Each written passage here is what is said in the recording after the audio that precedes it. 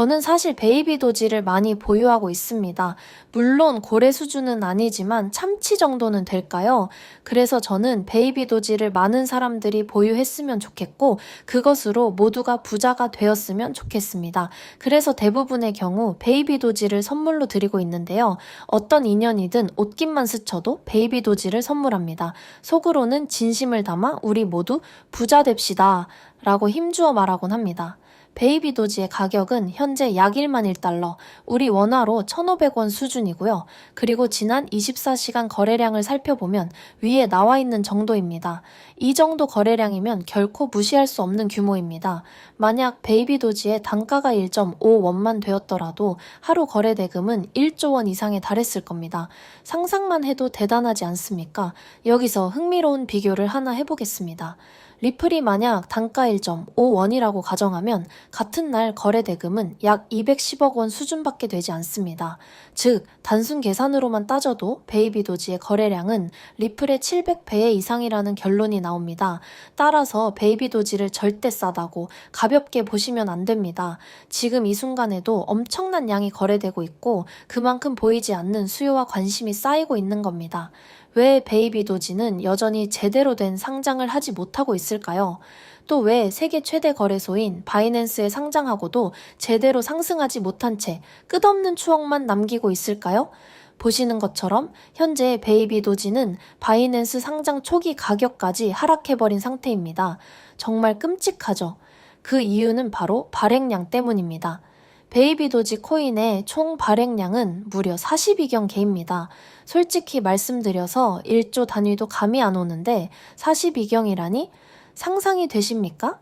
물론 현재까지 약 51%가 소각되었다고 하지만 소각만으로는 가격 방어가 되지 못했습니다. 즉, 지금 베이비 도지에 필요한 건 단순한 소각이 아니라 액면 병합입니다. 액면 병합이란? 쉽게 말해 코인 여러 개를 합쳐서 일개의 단가를 높이는 방식입니다. 예를 들어 1,000원짜리 코인 10개를 합쳐서 10,000원짜리 코인 1개로 만드는 식이죠. 이렇게 하면 발행량은 줄어들고 희소성이 생기며 너무 싸다는 이미지를 벗어날 수 있습니다. 물론 펀디엑스 사례처럼 액면 병합 이후 하락한 경우도 있었습니다. 하지만 당시에는 코인 시장 전체가 좋지 않았던 상황이었고 실제 하락폭도 5% 수준에 불과했습니다. 따라서 베이비 도지는 반드시 액면 병합을 통해 시세 상승 모멘텀과 거래소 상장 가능성을 열어야만 합니다. 오늘 기준 시가총액을 보면 베이비 도지는 지금 자리에서 10배 이상 상승해도 여전히 페페코인보다 낮은 시총입니다. 즉, 아직 갈 길이 멀다는 뜻이죠. 결국 베이비 도지의 가장 큰 문제는 바로 방대한 발행량입니다. 숫자가 너무 크다 보니 직관성이 떨어지고 신규 투자자들이 쉽게 진입하기도 어렵습니다. 그래서 반드시 액면 병합을 통해 가격을 직관적으로 만들고 추가 상장 가능성을 열고 장기적인 상승 모멘텀을 확보해야 합니다. 다행히 재단 역시 이 문제를 인지하고 있으며 실제로 액면 병합 작업에 착수했다는 긍정적인 소식도 들려오고 있습니다. 따라서 지금 홀더분들은 조급해하지 마시고 액면 병합과 새로운 상장 가능성을 기대해 보셔도 좋겠습니다. 자, 이제 본격적으로 베이비 도지코인의 향후 상장 가능성과 가격 흐름, 그리고 그 중심에 있는 재단 보유 물량과 락업 해제 일정에 대해 말씀드리겠습니다. 많은 분들이 이 코인이 코인베이스, 업비트에 언제 상장되냐, 다음 펌핑은 언제냐에 대해 질문을 주시는데요. 이 부분은 단순히 루머나 SNS상에서 떠도는 이야기만 가지고는 절대 알 수 없습니다. 코인의 진짜 움직임을 파악하려면 근거 있는 데이터, 특히 재단의 물량 운영 방식과 락업 구조를 정확히 이해하셔야 합니다. 베이비 도지코인의 총 발행량은 420경 개로 그 규모만 봐도 밈코인 특유의 희소성보다는 대중성과 유통성을 강조한 구조를 지니고 있다는 걸 알 수 있습니다. 그런데 여기서 중요한 건 이 중 약 51%가 이미 소각되었다는 점입니다. 즉, 실제로 유통 가능한 물량은 이미 절반 이하로 줄어들었다는 의미죠. 또 하나 주목할 만한 점은 프리세일 및 에어드랍을 통해 배포된 퍼블릭 물량이 이미 모두 시장에 풀려 있다는 사실입니다. 쉽게 말해 지금 시장에서 거래되고 있는 대부분의 물량은 개인 보유분이거나 거래소에 상장되며 유통 중인 것이라는 겁니다. 그렇다면 남은 물량은 무엇이냐? 바로 재단 보유분, 즉 약 23.57%의 물량입니다. 그리고 이 물량이 바로 향후 가격 상승 또는 하락의 핵심 변수로 작용하게 됩니다. 여러분, 밈코인은 단순히 귀엽다, 이름이 재밌다는 이유로 오르지 않습니다. 특히 베이비 도지코인처럼 이미 여러 번의 펌핑을 겪은 코인은 철저하게 재단의 물량 운용 스케줄에 따라 움직입니다. 과거 사례를 보면 아주 명확하게 드러납니다. 예를 들어 2024년 4분기 재단 측에서 약 1200만 달러 규모의 물량 락업 해제가 있었습니다. 그 직후, 즉 11월부터 12월 사이 차트상 폭발적인 상승세가 나타났습니다.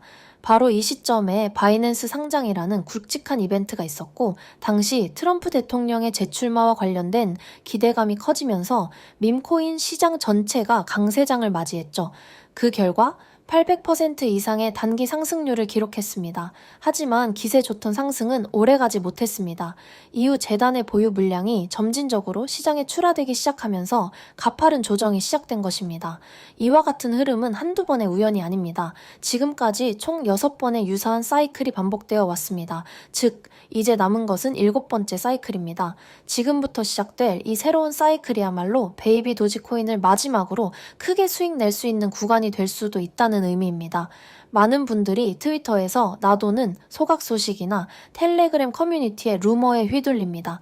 개발팀이 대형 파트너십을 맺는다, 상장설이 돈다 등 자극적인 정보들이 많지만 실제 가격에 가장 영향을 주는 건 바로 재단의 락업 해제 일정입니다. 왜냐하면 락업이 풀린다는 것은 곧 시장에 대량의 공급이 추가될 수 있음을 의미하기 때문입니다. 수요와 공급의 원리는 언제나 시장을 지배합니다.